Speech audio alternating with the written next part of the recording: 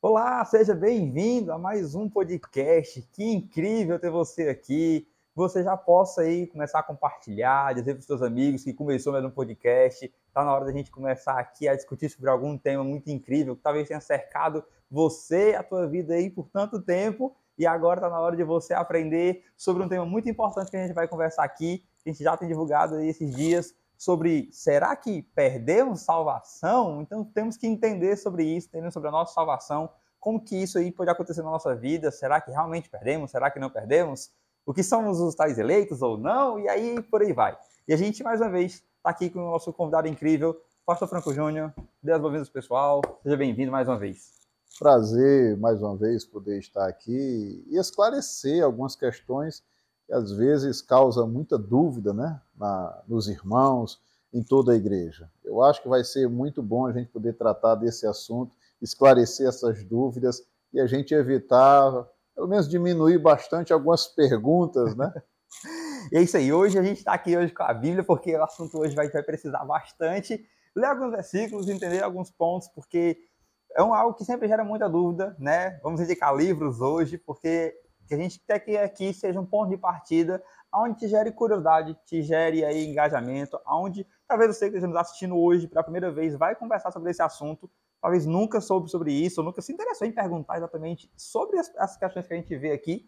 E nesse momento você, cara, eu preciso entender mais. Então a gente vai te indicar livros para que você continue crescendo na tua fé, continue exercendo ao máximo o teu ministério, ensinando e aprendendo também dentro da tua igreja e aonde você estiver evangelizando, levando o reino. Amém? Então vamos lá, gente. Sem muitas coisas, a gente gosta sempre de perguntar, bem direto ao ponto. Pastor, nós perdemos salvação? Responda, porque o Google com certeza já recebeu milhares de perguntas sobre isso e o Google vai dar a resposta dele, né? Mas hoje a gente precisa de uma resposta bíblica. E aí, pastor? A gente perde salvação? Eu até me ajeitei aqui na cadeira para poder responder. Olha, se for uma resposta mais simplista, objetiva, direta, não, nós não perdemos salvação. Caiu metade da internet. Bem, gente, olha, a gente sempre tem essa questão de será que nós perdemos salvação? Como é que nós tratamos sobre isso? E a resposta, como o pastor realmente disse, não. Nós não perdemos salvação e a gente vai te explicar nesse momento aqui agora, a partir desse momento, para a gente entender por que não perdemos salvação e como é que isso acontece. Mas antes da gente partir para essa parte do nosso vídeo, segue a gente, compartilha esse vídeo, dá o teu like, comenta aqui já as suas expectativas. Durante esse vídeo, se Deus falar alguma coisa com vocês, cara, eu queria aprender mais sobre algum determinado tema, comenta aqui, a gente vai estar te respondendo, a gente vai estar interagindo com você e a gente quer também te ajudar nas suas dificuldades bíblicas, teológicas e que você tiver. E a gente com certeza vai estar avaliando aí os comentários para a gente estar trazendo o próximo tema do nosso podcast. Lembrando que todas as segundas-feiras, às 8 horas da noite, nós estamos aqui ao vivo para você, sempre com o maior prazer do mundo. Então vamos lá, gente. Pastor, um texto que sempre nos rodeia bastante sobre essa questão da salvação é algo que todo mundo, seja teólogo ou não, jovem, adulto, daqui a pouco está lembrando das crianças, né? A questão de Calvino e Armínio, nós somos eleitos, não somos, Deus predestinou, que Deus cruel, muito ruim, soberania de Deus e todos esses assuntos que permeiam esse assunto sobre salvação. Né? E aí um texto que a gente sabe que levanta toda essa questão é lá em Romanos, capítulo 9, a partir do verso 28. Eu queria que você talvez pudesse abrir essa tua Bíblia também, mas não saia aí, tá? Se você tem Bíblia só no celular, acompanhe aqui, a gente vai estar aqui lendo para você, mas não saia aqui. Se tiver a Bíblia física aí mesmo, avalie com a gente, vamos ler junto, para que você possa também entender e compreender toda essa questão desse texto que vai sempre aqui nos cercar e tirar essas dúvidas, tá bom? Deixa eu só corrigir, é 8, não? Romanos 8. 8, 29, né? Romanos 9 foi? Foi. Romanos 8, perdão, gente, perdão. Romanos 8, a partir do verso 28. Vamos lá. Diz assim, a partir do verso 28, o pastor também vai abrir aqui com a gente. Nos diz assim. Posso ler, pastor? Sim. Vamos lá. Diz assim.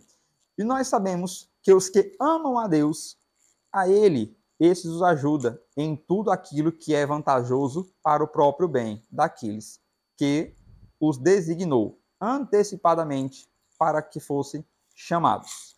Porque, conhecendo-os previamente, os moldou à semelhança da imagem de seu filho, para que ele fosse o primogênito entre muitos irmãos. Porque aos que designou antecipadamente, ele os chamou, e aos que chama, também justifica, e aos que justifica, também glorifica.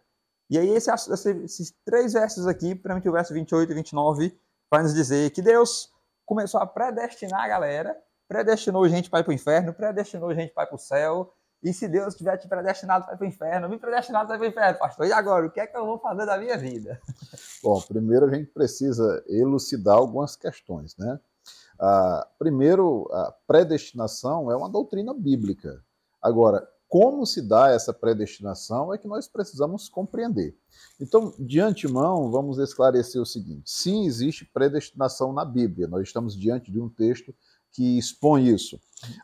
Mas essa predestinação não se dá pelo determinismo de Deus, embora Deus seja soberano, mas não se dá pela sua soberania, pela sua vontade, pelo seu querer.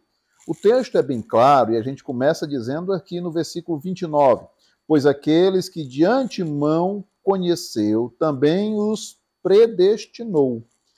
Deus predestina aqueles que de antemão o conheceu. Se Deus conheceu de antemão e Deus sabe de todas as coisas, sabe que tudo que nós vamos fazer, de tudo que nós vamos pensar, conhece desde o nosso levantar até o nosso deitar de antemão, é baseado nisso que Deus vai nos predestinar. Então, a primeira questão que nós precisamos saber é o seguinte: Deus já nos predestinou. Predestinou para quê? Predestinou para a salvação, mas não predestinou a outros para a perdição. Entendi. Então, assim, quando a gente para analisar um pouco mais o texto, a gente sempre fala sobre aquela tal soberania de Deus, e Deus, como sabe todas as coisas, ele sabe exatamente isso. Quem vai aos céus e quem vai ao inferno. E isso não é por uma determinação de um Deus cruel, mas é por uma determinação de Deus poderoso, supremo, acima de todas as coisas, que previamente conheceu. Então, conhecendo e analisando os nossos corações, é que entendemos que Deus sabe. Não é porque Deus, antes de conhecermos ou não, gente, pode dizer, eu sou tão bom para o inferno. Não, não é por isso. É porque Deus avaliou todo o teu coração, e sabendo de todas as coisas de antemão, sabe quem vai ao céu e quem vai ao inferno. É isso que o texto muitas vezes quer dizer. Assim, é bom a gente entender que às vezes as pessoas acreditam nessa questão de salvação baseado no mérito, né? E isso é uma falácia. Por quê? Porque não é porque eu faço coisas boas. Se fosse assim, a salvação seria pelas obras. Sim. Mas nós não fazemos obras para alcançar a salvação. As obras são uma ação dos eleitos. Então, nós temos as boas obras porque somos salvos. A salvação, ela é pela graça, mediante a fé. E isso não vem de nós, é dom de Deus. Isso assim, gente, tudo acaba se tornando um ciclo de que tudo que é aquilo que eu faço é porque previamente eu amo a Deus. E todas as coisas, como diz o texto 29, verso 28, todas as coisas prosperam e dão certo para aqueles que amam a Cristo, mas todas essas coisas são as coisas que a gente vê aqui a partir do verso 28 e 29 e 30. Exatamente, porque as coisas que Deus sabia que você ia ser eleito, não é porque ele predestinou, mas porque ele sabia o teu coração, e aí ele justifica a tua vida, glorifica a tua vida. E tudo isso que eu falo, que todas as coisas vão dar certo, é essas coisas aqui que são citadas no verso 29 e 30, né? Que aí a gente chega à questão de ser o eleito. Sermos eleitos. E é exatamente essa condição que nós alcançamos em Cristo, mediante a fé, que nos garante que nós não podemos perder a salvação. Se você me permite, Yuri, o texto no versículo 28, ele começa dizendo: sabemos que Deus age em todas as coisas para o bem daqueles que o amam, dos que foram chamados de acordo com o seu propósito. Deus age para o nosso bem. Agora, qual é o nosso bem? O que o texto está se referindo aqui é sobre salvação. Então, quando Deus age para o nosso bem, é para o seu propósito, segundo o texto, o propósito dele qual é? É que todos se salvem. Sim. Então, o texto está falando que ele, em todas as coisas ele age para que nós alcancemos a salvação. Agora, quando chega no versículo 29, aí nós temos o seguinte: aqueles que de antemão conheceu, Deus está agindo para que nós possamos alcançar a salvação, mas Deus, conhecendo os nossos corações, conhecendo o nosso pensamento, sabendo de antemão se nós teríamos fé ou não, então o que é que Deus vai fazer? Ele vai predestinar alguns para a salvação, baseado na sua onisciência. Então, entenda por que nós não podemos perder a salvação. O texto vai ser elucidativo. Porque no versículo 29 ele vai dizer aqui assim: de antemão, aqueles que de antemão conheceu, também os predestinou para serem conforme a imagem do seu filho, a fim de que ele seja o primogênito entre muitos irmãos. Aos que predestinou, também chamou. Aos que chamou, também justificou. Aqui é a condição agora daqueles que foram chamados. Aqueles que foram chamados agora estão justificados, ou seja, estão eleitos. Mas é interessante que os verbos aqui estão sempre no passado. Chamou, justificou. Mas ele conclui dizendo, também glorificou. Mas essa ação ainda não aconteceu. Então, por que o texto está dizendo que aqueles que justificou, nós já somos justificados? Então eu posso colocar isso no passado. Concorda comigo? Sim. Mas por que glorificar, que é uma ação que vai acontecer no futuro, no texto está no passado? Glorificou. Porque Deus prevê todas as coisas e ele, prevendo, sabe que aquelas coisas de fato irão acontecer. Sim. Então, ele está dizendo, aqueles que justificou, também glorificou. Sim. Se Deus não erra, e cremos que Deus não erra, Deus é perfeito em todas as coisas, se pela sua onisciência, Deus nos chamou, nos predestinou à salvação, nos justificou, a nossa condição é de eleitos, e ele está dizendo que o eleito será glorificado, como nós podemos então perder uma salvação? Exatamente. E aí, entra aqui só um ponto onde muita gente diverge, né? Dessa parte quando você fala sobre os eleitos, e é sobre Armínio, sobre Calvino. E aí, só para a gente entender aqui como é a nossa visão sobre isso, a gente chegar na visão arminiana, né? Calvino, ele pensa exatamente sobre a soberania de Deus, desse determinismo, e que Deus vai colocar gente no inferno e gente no céu. Armínio vai pensar sobre exatamente acontecendo isso, mas não pelo determinismo, mas sim pela sua presciência de Deus. Não é isso? Sim, sim, sim. A distinção aqui nessa questão da predestinação é como você bem colocou, né? Enquanto que os calvinistas acreditam que a predestinação é com base no determinismo de Deus, na soberania de Deus, os arminianos, eles creem que a predestinação é com base no conhecimento prévio de Deus. Nós temos isso tanto aqui em Romanos 8, versículo 29, como também podemos citar 1 de Pedro 1, capítulo 1, versículo 1 e 2. Vamos dar uma olhada aqui o que é que diz lá no texto de 1 de Pedro, porque 1 de Pedro também vai ser bastante elucidativo. Ele vai dizer o seguinte, olha só, vou ler o versículo 1 e 2, tá? Ele diz assim, Pedro, apóstolo de Jesus Cristo, aos eleitos de Deus, peregrinos, dispersos no ponto da Galácia, da Capadócia, na província da Ásia e na Bitínia, escolhidos de acordo com o pré-conhecimento de Deus Pai, pela obra santificadora do Espírito para a obediência a Jesus Cristo.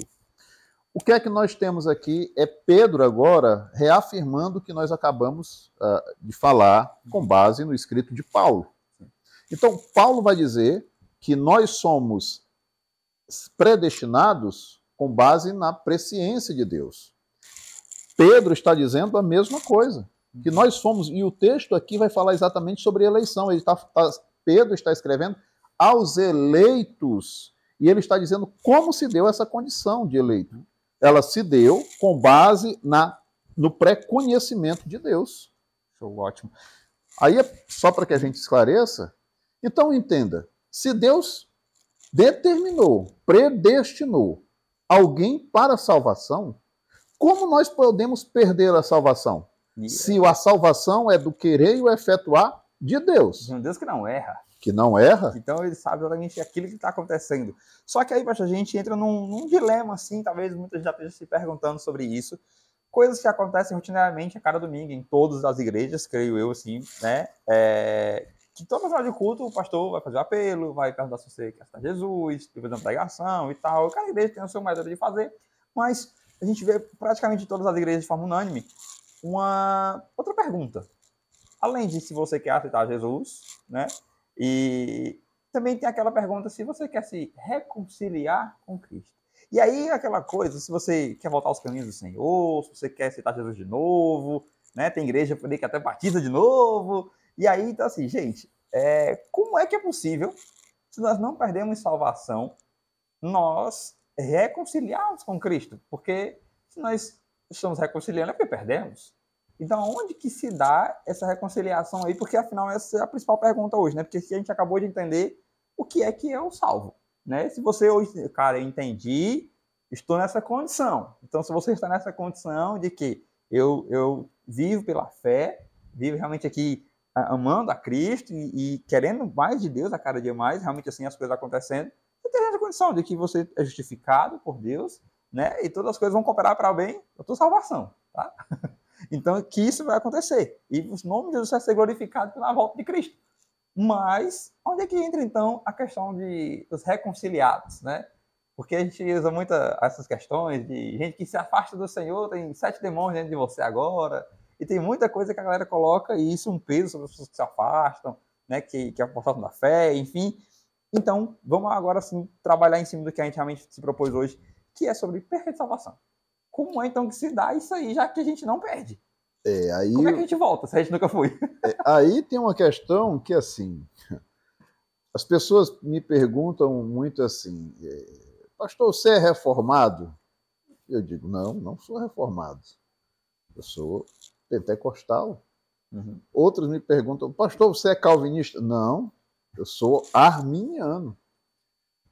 Falar disso vai elucidar bastante algumas questões. Por quê? Porque a visão que eu estou dando aqui, embora algumas pessoas podem não concordar, essa não é a visão de Calvino. Essa é uma visão arminiana. Tá?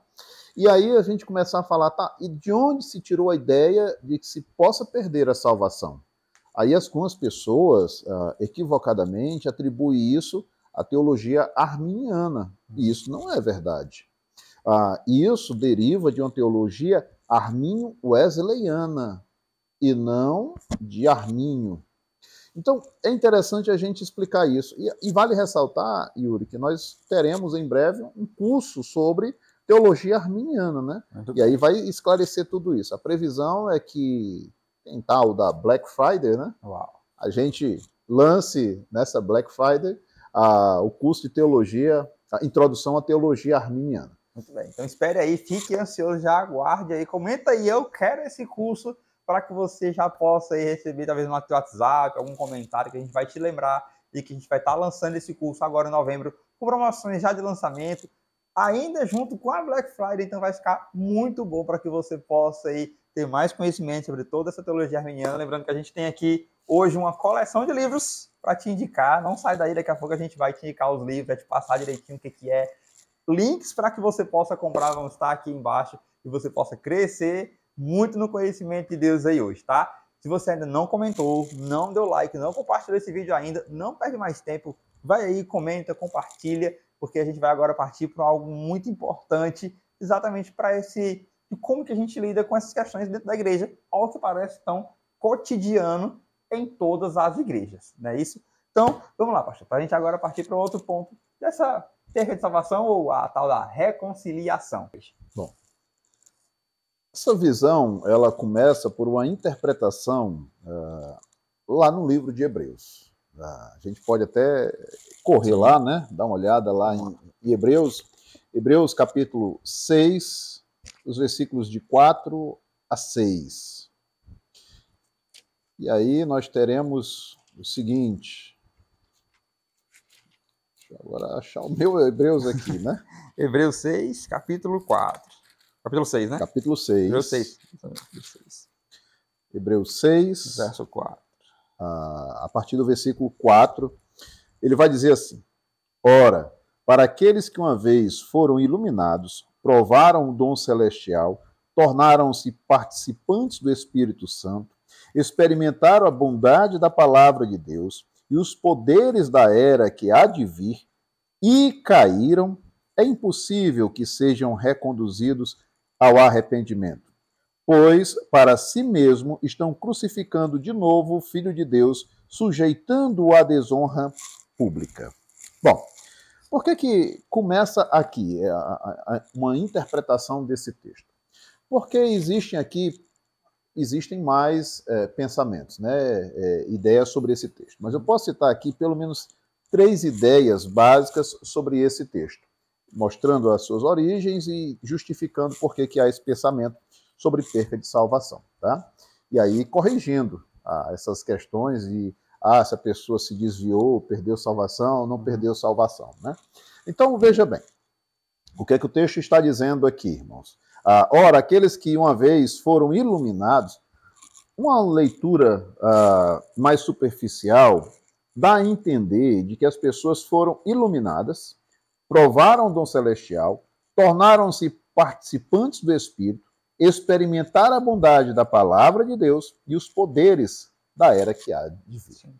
Então, uma das interpretações é a interpretação da possibilidade real da perca de salvação. Quem adota essa visão? Wesley. Vale salientar que John Wesley e não Jacob Arminio adota essa visão. John Wesley, ele dá continuidade, adota a teologia arminiana e acrescenta alguns pontos próprios seus sobre essa doutrina, sobre essa teologia. Então, nessa visão sobre a possibilidade real da perca de salvação, o que é que nós temos aqui? Nós temos uma interpretação desse grupo. Esse grupo, embora se denomine arminiano, nós precisamos também salientar, antes de mais nada, que existe algumas sutis diferenças entre a pessoa ser arminiano e armínio wesleyano. Ou seja, Armínio e Wesley divergiam em alguns assuntos. Podemos citar aqui, por exemplo, a possibilidade da perca de salvação. Wesley acreditava que era possível perder a salvação. Por quê? Porque quando ele olhava o texto, o que é que ele dizia? Ele falava exatamente isso. Ora, como que alguém que foi iluminado, provou o dom celestial, participou do Espírito Santo, experimentou a bondade da palavra de Deus e os poderes da era por vir, não é possível. Aliás, essa pessoa está em Cristo. Ele só provou isso porque está em Cristo. E ele diz, não é uma hipótese da pessoa cair, ele está dizendo que a pessoa realmente caiu, é uma realidade. Então, baseado nessa interpretação, nós temos um grupo que vai acreditar que é possível perder a salvação. Se baseia-se na perca de salvação, as pessoas também vão se basear que pode ganhar novamente a salvação. E aí é nessa ideia de perda da salvação, recuperar a salvação, é que as pessoas vão dar alguns nomes, né? Por exemplo, os desviados. Alguém se desviou, vamos orar para ele retornar.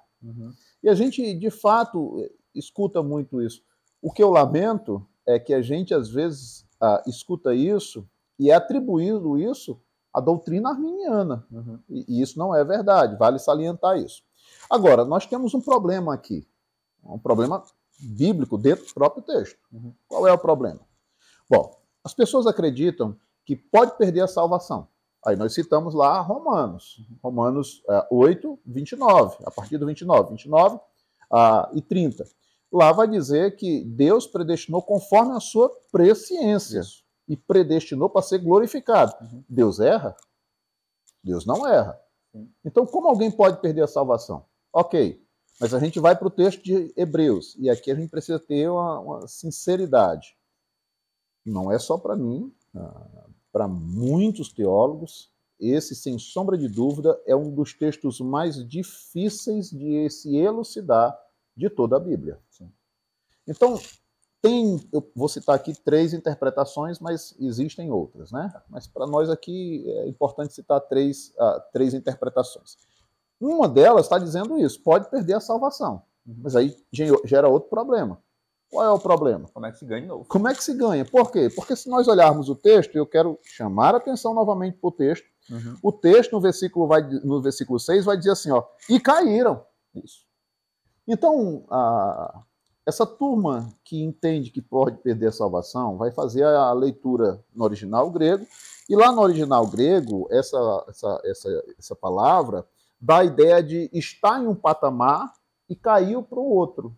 Então, eles entendem o seguinte, essa pessoa alcançou um nível. Qual é o nível? E ele vai descrever no versículo anterior. Experimentou os dons de Deus. No original grego também, dá a ideia de desviar-se, como se alguém estivesse num caminho pegou um outro caminho. Aqui na versão que eu estou lendo aqui, ela nos diz assim, mas é impossível que os que uma vez desceram ao batismo, né, ou, como diz, ascenderam a iluminação e experimentaram o dom celestial de Deus e receberam o Espírito Santo, né?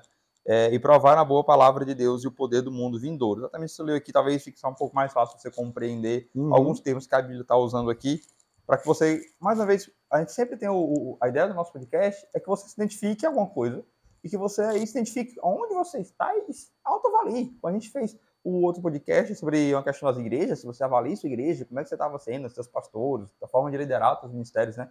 Dessa vez da mesma forma, de que você se avalie, de que, cara, deixa eu pensar como é que eu estou aqui. Uma vida realmente de salvação, de santidade, de justificação todos os dias, que eu realmente vivo essa santidade até a glorificação que Deus vai proporcionar na sua volta, porque é uma coisa que a gente muitas vezes parece finge negar assim, as coisas, é que você pode conhecer casos diferentes do que eu vou citar aqui agora, mas eu creio que 99% dos casos das pessoas que se desviam, supostamente se desviam, não, essa pessoa realmente estava na igreja. Você vai olhar, no fundo, assim, ela vai ao culto, ela até dizima, talvez até se batize, mas, sabe, parece que é sempre algo limitado, é um amor dificultoso, assim, para que você ame a Cristo, é algo que não é sacrificial. Parece você não pegar a sua cruz e carregar. Parece que eu terceirizo a minha cruz para o outro carregar. Não parece ser assim. E as pessoas se desviam, e muitas vezes você chega, fulano se desviou. Irmão, para analisar um pouco. E você vai ver que talvez essa eleição nunca chegou na vida dele. Temos um problema com o texto, né, Yuri, aqui. Por quê? No versículo 6, ele vai dizer o seguinte, caíram. Sim. Aí aqui é a explicação por que você acredita que possa perder a salvação. Sim. Ok, vamos aceitar essa possibilidade. Primeira visão. Vamos aceitar essa possibilidade, tá? Qual é o problema? É que o texto, na palavra seguinte, ele vai dizer, é impossível que sejam reconduzidos ao arrependimento. Então, alguém que se desviou, perdeu, e é impossível que ela retorne. Então, por aqui, essa ideia de que alguém se desviou e que vai retornar como se tivesse ganho, perdido e recuperado novamente, essa não é uma ideia bíblica. Então, a ideia bíblica é o quê? Na visão wesleyana, é de que alguém possa perder a salvação.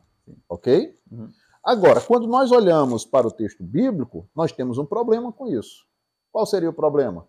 Como que essa pessoa que caiu vai retornar se o texto está dizendo que é impossível que ela retorne? E se você acreditar que se ela não volta mais, Deus errou. São dois problemas. Isso. E assim, outro fato é que muitas vezes a gente escuta, às vezes, história de pastores ou de líderes, alguma coisa que pecaram, caíram, seja qual for o pecado, mas eles não fez desviar da fé. Perderam seu ministério, foram destituídos da liderança, cargos ministeriais. Mas pessoas que não se desviaram da fé, se arrependeram dos seus pecados, e não é sobre, eu pequei e perdi a salvação. Não é isso.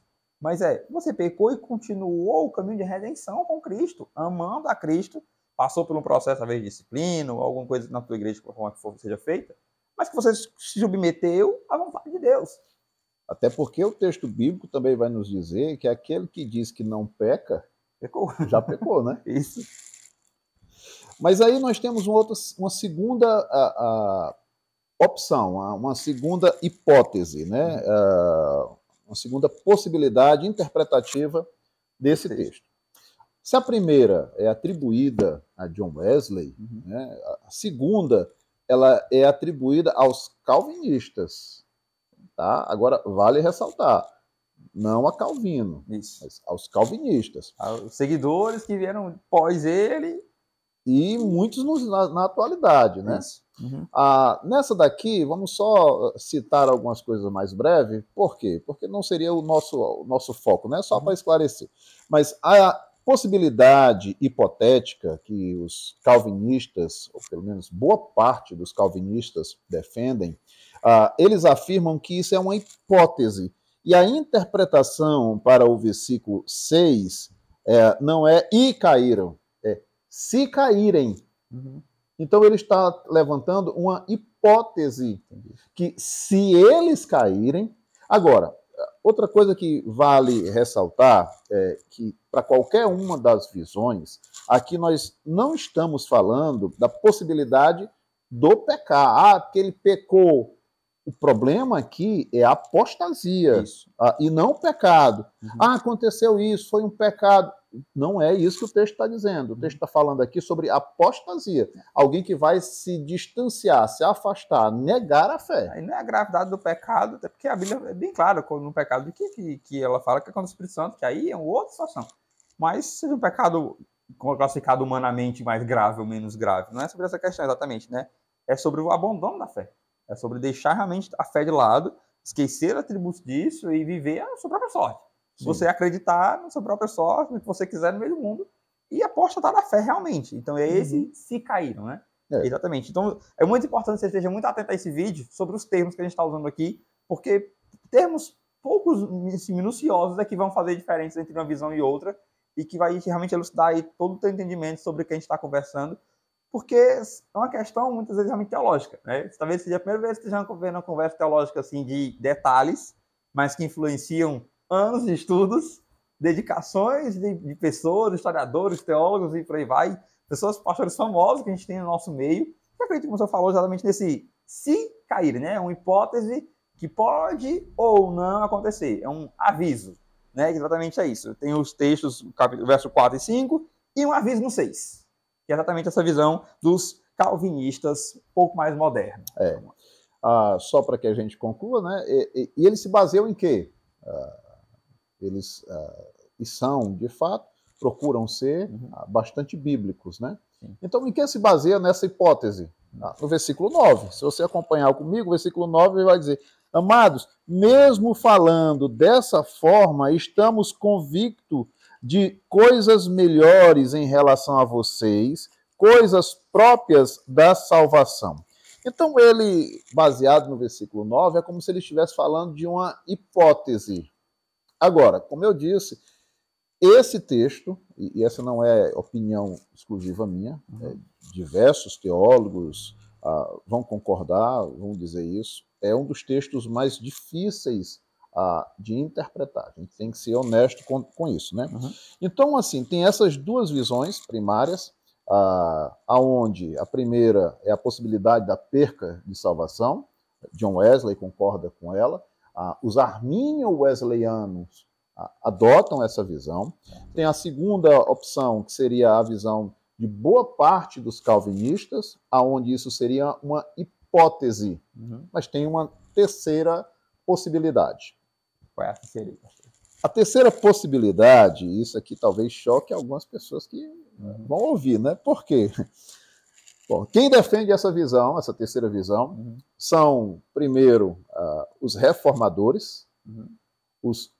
Calvino defende essa visão. Pessoa de Calvino. Né? A pessoa de Calvino defende essa visão.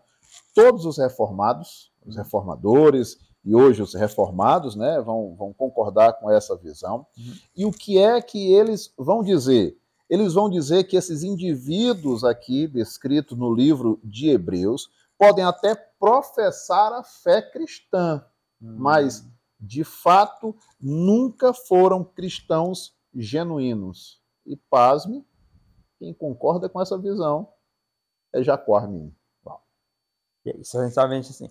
Eles têm essa divergência no princípio da salvação. nessa soberania de Deus, onde, como a gente falou já, predeterminação de inferno e céu. A gente elucidou já para vocês sobre a presciência de Deus, na verdade, né? Mas aqui nesse ponto, eles concordam exatamente nisso. Sim, assim, só para que a gente esclareça, Arminio concordava com algumas coisas de Calvino, não era completamente contrário, não. Uhum. Por exemplo, podemos citar aqui, Arminio, por exemplo, ele concordava com o pedobatismo, ou seja, o batismo de infantes, de crianças, né? Uhum. Outra coisa que tudo isso leva talvez um outro podcast a gente explicar, talvez isso explique por que Arminio ele lecionou numa faculdade reformada. Ele era signatário da reforma. Então, assim, ele concordava com quase toda a teologia reformada. Uhum. O que ele foi discordar era com a soterologia, né? Sim. Então, por exemplo, ele concordava com o batismo de infantes, ele concordava que Israel foi substituído pela igreja. Uhum. E hoje a gente vê algumas pessoas, quando se diz, eu sou arminiano, mas tentam colocar Israel num plano diferente do que Armínio pensava, vão acreditar que Israel e igreja são duas coisas distintas, e que aí Deus tem um plano lá para Israel. Né? Então, essas coisas a gente vai observando que Arminio não discordava disso, de Calvino e de toda a teologia reformada. Então, na minha opinião, essa é a visão mais coerente. Volto a afirmar, é um texto difícil. Sim. Mas, na minha visão, na minha opinião, essa é a visão mais coerente. Por quê? Porque eles dizem o seguinte, quem defende essa ideia, que essas pessoas aqui descritas no capítulo 6, versículos 4 a 6, são pessoas que de fato provaram, professam a fé, mas que nunca, na verdade, se converteram. E quando é que a gente pode usar um texto bíblico para justificar isso? Precisamos de um texto, né? Sim. E aí a gente pode recorrer ao texto de Mateus, capítulo 7, versículo 22. Se nós pudermos dar um pulinho lá, Yuri, é interessante fazer a leitura e elucidar. Porque lá em Mateus 7, o assunto de Mateus 7 também é salvação. E aí o que é que nós vamos ter em Mateus 7? Vou ler aqui. Esse é um dos versículos que eu acho desesperador. Olha, eu costumo dizer que esse versículo aqui é um dos versículos mais tristes, com certeza, que nós temos na Bíblia. Uma pessoa que foi enganada, permitiu-se ser enganada, né, por ela mesma, passa a vida toda na igreja, e aí vamos ler o que é que acontece, né? Mas a gente lê, a importância de você... Volta um vídeo antes aqui, volta no podcast anterior, se você não assistiu ainda, e aí você dá uma pausa aqui, volta lá para você entender o que é isso aqui que muita gente acabou de falar, né? Porque é a realidade de muitas das igrejas modernas neopentecostais que a gente vai ler aqui agora.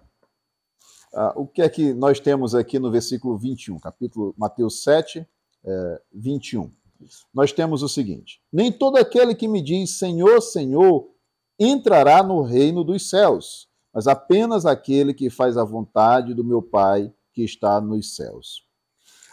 E nós temos aqui, no versículo 22, o seguinte: muitos me dirão naquele dia, Senhor, Senhor, não profetizamos em teu nome? Em teu nome não expulsamos demônios e não realizamos muitos milagres? Veja bem, aonde estão essas pessoas? Estão na igreja. Sim. Essas pessoas não experimentaram tudo aquilo descrito lá em Hebreus? Sim. Foram batizados, provavelmente. Essas pessoas foram batizadas, essas pessoas não realizaram pequenas coisas, essas pessoas expulsaram demônios, essas pessoas viram e participaram de milagres. No entanto, o que acontece com essas pessoas? O texto bíblico deixa bem claro que essas pessoas estiveram nesse ambiente, provaram dessa graça, mas, no entanto, não estavam eleitos. E assim, é o que a gente mais vê sobre muitas pessoas, né, que vivem sobre isso. Cara, é triste a gente falar muitas vezes. Porque as pessoas se emocionam, se engajam, dedicam boa parte da sua vida, trabalham, ensinam, querem fazer coisas assim, mas parece que muitas dessas igrejas que vivem dessa forma, como a gente já falou anteriormente, não querem te explicar muitas vezes esse versículo, porque vai te exigir tempo, irmão. Vai te exigir sabedoria, relação de Deus, para que você entenda isso aqui. Então parece o evangelho sempre muito raso, aonde o nosso foco é isso aqui, que a gente acabou de ler, vamos expulsar demônios, isso aqui e tal. E é bom, e isso vai favorecer o reino, é óbvio. Mas sem você entender toda essa base de deixa eu ver se eu sou salvo. Porque essa é a primeira pergunta que você tem que fazer na sua vida, primeiro para si. Porque tudo isso aqui vai resultar, e a Bíblia fala que aquele que prega e a pessoa se converte, boa coisa fez realmente. Mas a gente tem que entender que primeiro isso tem que ser para nós. Entendemos que eu tenho que ser salvo, justificado, buscar no Senhor, aprender no Senhor, e isso é para mim a salvação. E a gente vai sempre ter que ir esse passo a passo para que a gente não caia aqui. Assim, uma vez alcançados pela graça, o texto bíblico vai dizer que nós somos nova criatura. Sim. Paulo vai dizer o seguinte: aquele que mentia não minta, aquele que traía não traia, aquele que roubava, agora trabalhe para ter com que ajudar o seu próximo. Então, a graça que nos alcança, ela transforma todo o nosso ser.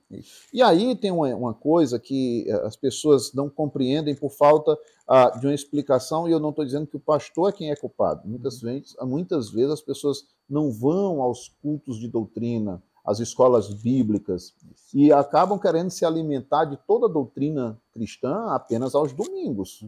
O domingo nós vamos fazer a exposição do texto, mas ser cristão apenas dia de domingo, isso é muito pouco. Nós precisamos ser discipulados, ensinados.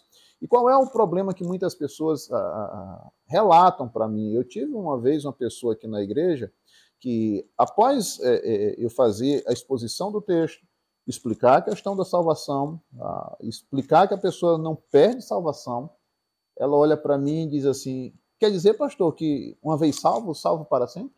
Sim. Aí o que é que ele disse? Então, assim, é muito bom, porque aí eu vou fazer o que eu quero e nunca vou perder a salvação. Mas, olha a compreensão pequena sobre isso. As pessoas acreditam que você foi salvo, mas você vai ser salvo sem ter uma vida transformada? Não existe. Não existe isso. E aqui você tem uma responsabilidade maior do que aquelas pessoas que entendem que ganha e perde salvação. Por quê? Porque você está fazendo uma autoanálise constantemente. Eu manifesto o fruto do Espírito, eu tenho evidência de salvação, eu reflito a imagem de Deus constantemente. Até porque é exatamente isso que a Bíblia fala. Exatamente. Que você reflita a imagem do Filho. Exatamente. Isso. Então, assim, quando a gente diz, você alcançou a salvação em Cristo Jesus, claro que aí a condição é estar em Cristo Jesus. Mas a pessoa alcançou a salvação em Cristo Jesus, essa pessoa, por que não perde salvação? Porque Cristo foi quem nos deu, e nos deu tendo conhecimento prévio de todas as coisas que nós faríamos. Com base nisso, ele nos predestina a sermos eleitos, e por isso não podemos perder a salvação. E se nós somos eleitos, tivemos completamente a vida transformada. Sim. Então agora nós temos boas obras, nós temos ação movida pelo Espírito Santo, o Espírito Santo habita em nós, uma mudança completamente de vida. Exatamente. Então assim, você olha algumas pessoas dentro da igreja e que às vezes se dizem, eu sou salvo. Eu vou usar aqui uma frase bem conhecida de Augusto Nicodemos, né?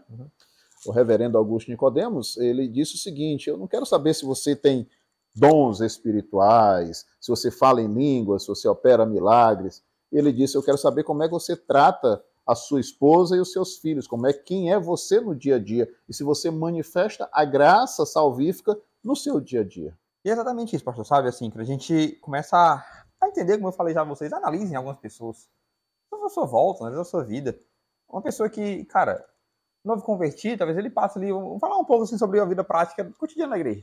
O novo convertido, ele tá aqui, ele vai começar a aprender alguns louvores, ele vai fazer curso de batismo, ele vai partir para a escola bíblica, e é um processo. A gente não quer que do dia para a noite você vire teólogo.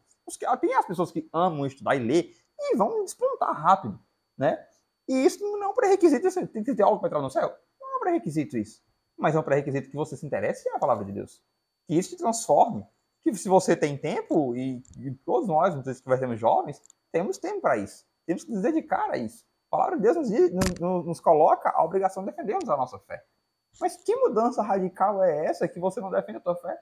Que você não se interessa em se defender sobre aquilo que é mais importante na tua vida, sabe? E essa é muitas vezes as críticas que a gente faz a muitas pessoas, que a gente olha assim, cara, você se converteu, você precisa se defender. Tem gente que talvez se converteu um pouco mais com cuidado, seja um pouco, nunca teve tanta escolaridade, talvez tenha dificuldade em ler, e a gente compreende. E é bíblico, né? A Bíblia vai nos dizer que com a idade nós não vamos ter mais essa habilidade e aprendermos. Né? Faz parte, mas mesmo assim a gente vê em muitas pessoas, você vai com certeza lembrar de alguém, se converter já com idade. Minha avó é uma pessoa dessa que faleceu recentemente, mas quando a gente não se converteu, ela tinha mais de 60, perto disso.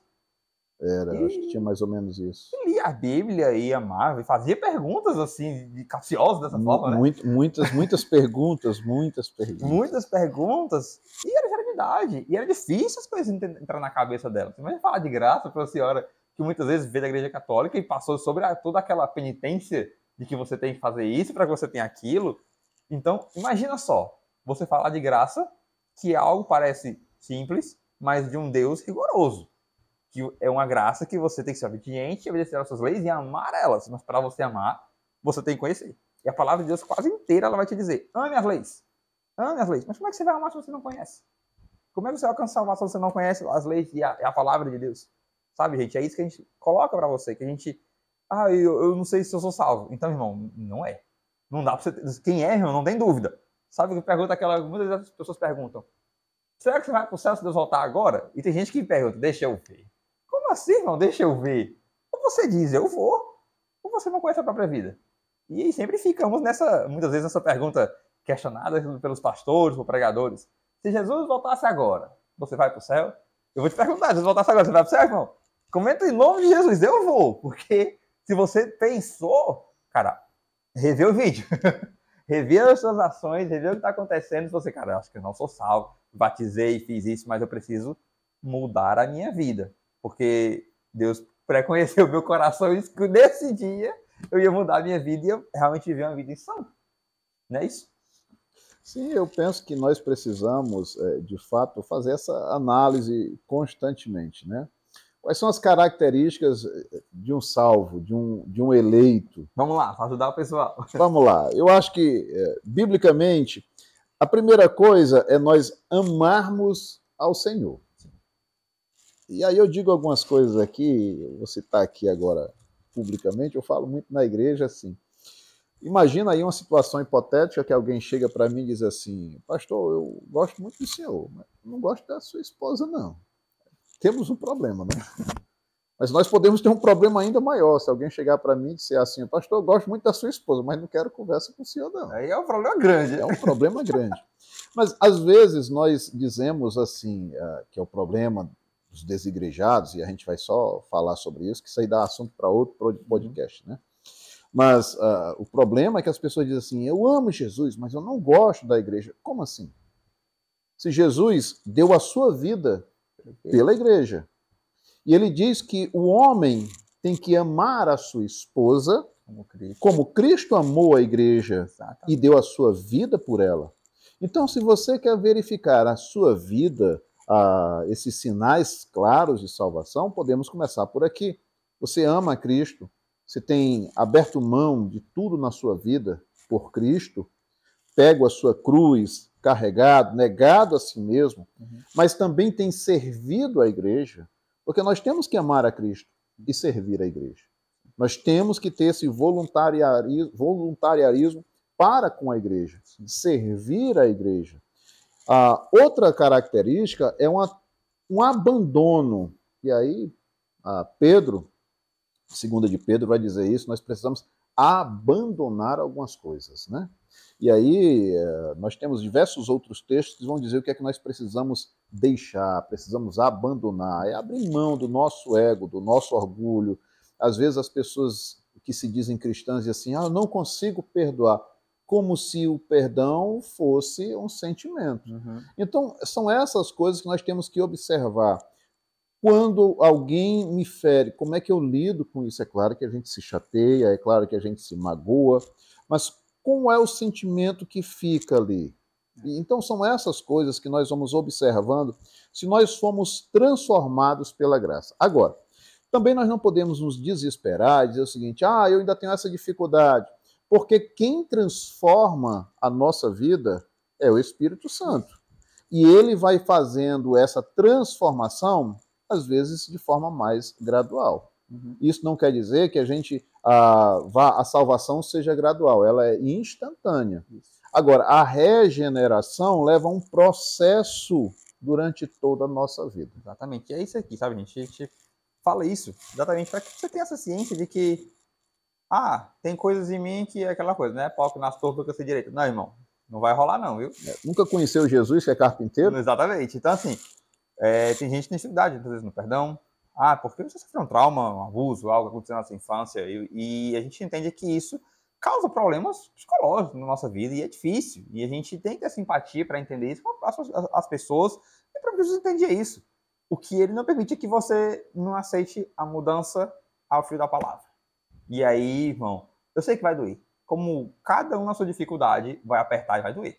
Mas se por amor a Cristo você vive, por amor a Cristo, isso vai ser destravado, colocar assim na tua vida, e você vai continuar no teu processo de regeneração até o dia em chegar no dia do glorificou para a glória de Cristo a todos nós. Então a gente espera que o que a gente conversou aqui hoje tenha sido muito elucidador na tua vida, tenha sido muito bom para você. A gente entende aqui que uma vez salvo, sim, verdadeiramente sempre salvo, aqueles que amam são transformados diariamente por Cristo.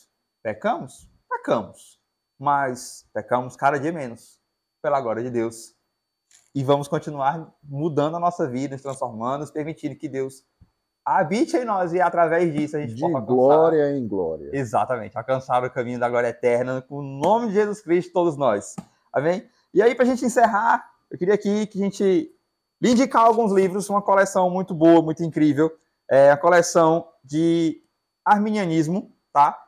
Você pode estar aqui adquirindo toda essa coleção. A gente vai deixar um link aqui para que você possa adquirir essa coleção. São uma coleção de 6 livros, certo? Falando sobre arminianismo, de todos os seus pontos de Armínio, tá? Depravação total, pelagianismo e semi-pelagianismo, expiação ilimitada, eleição condicional, graça resistível, o que é a teologia arminiana e a perseverança dos santos, que é muito do que a gente falou aqui agora.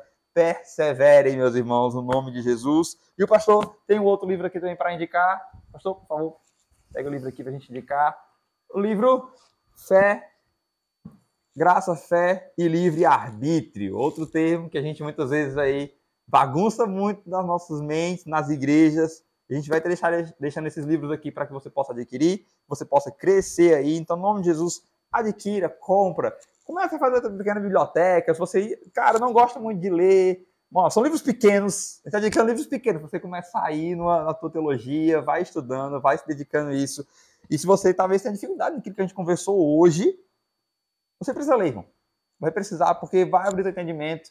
E no teu entendimento você vai começar a trabalhar e colocar isso na tua mente, que não é só o emocional, é algo racional. A palavra de Deus ela é sempre racional, que nos faz mudar muito disso. Pastor, queria que você deixasse uma palavra para a pessoa que está nos assistindo agora, que eles tenham aí uma boa semana, no nome de Jesus, uma palavra do pessoal.